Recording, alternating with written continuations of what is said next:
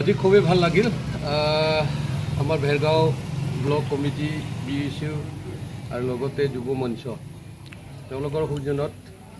আজি 1 তাৰিখৰ প্ৰায় 1 তাৰিখ জুলাইৰ প্ৰায় 20 তাৰিখলৈকে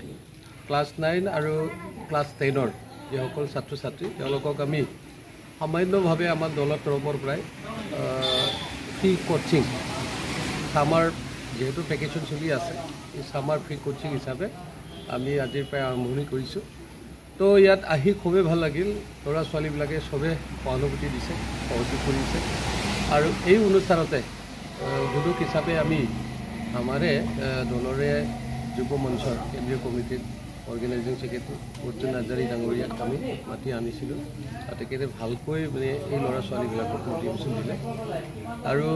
আশা কৰিছোঁ এইকেইদিন আজি প্ৰথম যিখিনি থাকিব 20 তাৰিখলৈকে সেইটো সময়ত ল'ৰা ছোৱালী তেওঁলোকৰ যিটো আমি পৰিৱেশটো দেখিছোঁ বিশেষকৈ অংশগ্ৰহণ মানে আৰু আজিতকৈ অধিকেই হ'ব এনেকৈ অনুভৱ হৈ আছে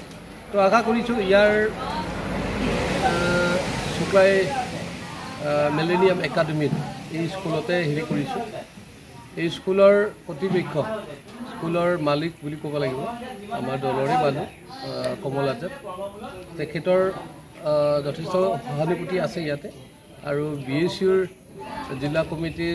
সভাপতি মাননীয় গৌতম শৰ্মা ডাঙৰীয়া তেখেতৰো যথেষ্ট অৰিহণা আছে তেখেতসকলৰ নেতৃত্বত আমি টিচাৰসকলকো আমি ইয়াত দায়িত্ব দিয়া হৈছে টিচাৰ হিচাপে আমাৰ প্ৰভাত পানিকা ডাঙৰীয়াও আছে তেখেতো ইয়াতে টিচাৰ হিচাপে পঢ়ায় শিক্ষণ বিদ্যালয়ত আৰু লগতে বেলেগ অন্যান্য মানে ছায়েন্স টিচাৰ মেথছ টিচাৰ আমি নিয়োগ কৰা হৈছে একেলগে আমি সোণাজুলি প্ৰাইমাৰীৰ অন্তৰ্গত হাতীমাৰা LP স্কুলতো আমি আয়োজন কৰা হৈছিল কিন্তু আজি বতৰ বেয়াৰ কাৰণে বিশেষ ল'ৰা ছোৱালী নোহোৱাৰ কাৰণে আজি স্থগিত ৰাখিছোঁ যদি আকৌ কালি তেওঁলোকে ল'ৰা ছোৱালীবিলাকে ইয়াত আহে অংশগ্ৰহণ কৰে তেতিয়াহ'লে আমি তাতেও আমি এই ফ্ৰী কোচিংটো আমি চলাই দি দিম আশা কৰিছোঁ এই দুটা কাৰ্যসূচী এই 20 দিনৰ ভিতৰত মানে সম্পূৰ্ণভাৱে সমাপন হ'ব ধন্যবাদ गिबिथाराव दिनै नैबे सुक्लायनि मिलेनियाम एकाडेमियाव नेरसोन सार बिथांनि आरो BSU आरो युथ BPFनि दैदेननायाव स्पेसियलि भेरगावनि बिथांमोननि कालेक्टिभ मोनसे नाजानायाव बिथांमोना सामार केम्प दिनैनिफ्राय जागायदो बे सामार केम्पआ गासै 20 दिननि थाखाय सोलिबाय थागोन बे हाबाफारियावनो मानगोनां नेरसोन सारा दसे सम सोलोंथाइनि आयदायाव बिथा खालायनानै फंनैसो बुंनो होनायलाय आंनो फैदोंमोन मोजां मोनदों आङो बेयाव जथेस्थ गोबां नांगौनिबो बारा फरायसुलि फरायसाफोरा फैनानै नुफैबाय ओमफ्राय जेराव मिलेनियाम एकाडेमि बे स्कुलनि फोरोंगिरिफ्राबो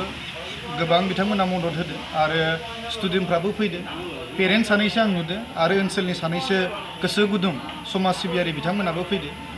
बिथांमोननि थुलुंगा होनायाव आरो बिथांमोननि बोलो होफानायाव आं सानो जिबायदि आरो जा नेरसोन सार बिथांमोननि कालेक्टिभ मोनसे नाजानायाव फरायसा आरो फरायसुलिफोरा बे 20 दिनाव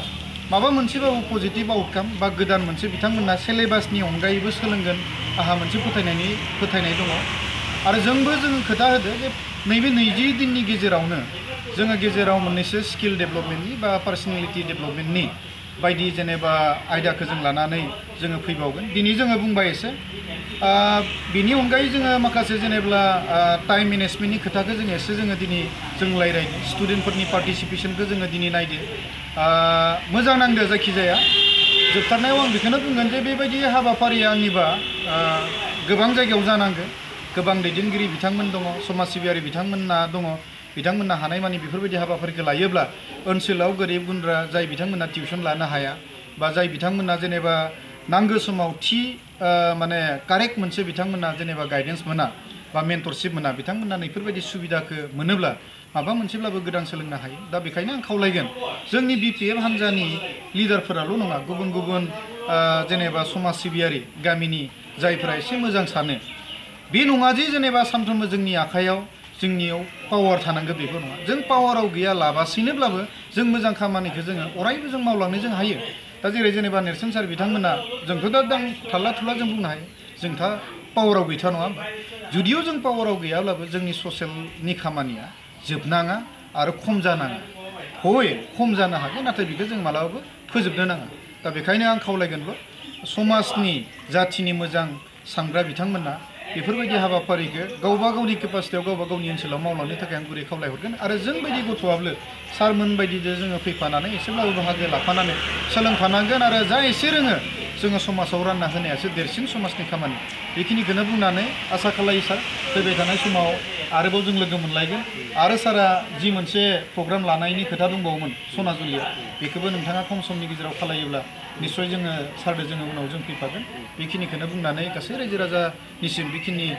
जोङो माने मेसेजखौ हरनानै बेखिनियावनो दोनथ'बाय गोजोनबाय खुलुमबाय थेंक इउ